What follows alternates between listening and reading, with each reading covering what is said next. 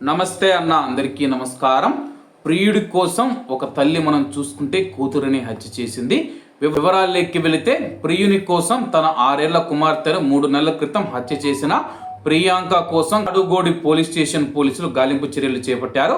హత్యకు సహకరించిన ఆమె ప్రియుడు మోహన్ను ఇప్పటికే అరెస్ట్ చేశారు. పోలీసుల కథనం మేరకు దేవరగారకు చెందిన ప్రవీణ్, ప్రియాంకలకు 17 ఏళ్ల క్రితం వివాహం అయింది. వీరికి ఒక కుమారుడు అలాగే ఒక కుమార్తె ఉందన్నమాట. కాడుగోడుల్లో ఉంటూ ఉన్న సమయంలో ప్రియాంకకు తన బాల్య స్నేహితుడు మోహన్ కనిపించాడు. 2 ఏళ్లుగా వివాహేతర సంబంధం పెట్టుకుంది.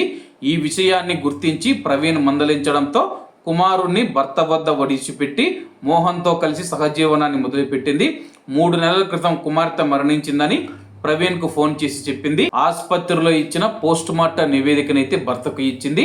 ఆ నివేదికను విదేశాల్లో ఉంటూ ఉన్న ఒక వైద్య స్నేహితునికి ప్రవీణ్ పంపించారు. నివేదికలో పలు అంశాలు తప్పుగా ఉన్నాయని, ఆహారం వికటించి పాప మరణించలేదని, హత్య చేసి తప్పుడు నివేదికను రూపొందించారని అతను చెప్పడంతో కాడుగోడి ఠాణా పోలీసులు ఫిర్యాదు చేశారు.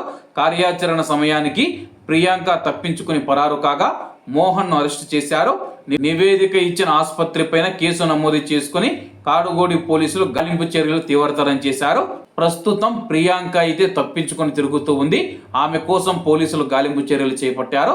చూడండి, ప్రస్తుతం వివాహేతర సంబంధం పెట్టుకొని 6 ఏళ్ల సొంత కూతురును కూడా చంపివేసి, అలాగే ఆహారం వికటించి చనిపోయిందని చెప్పేసి దొంగ సర్టిఫికెట్ని అయితే సృష్టించారు.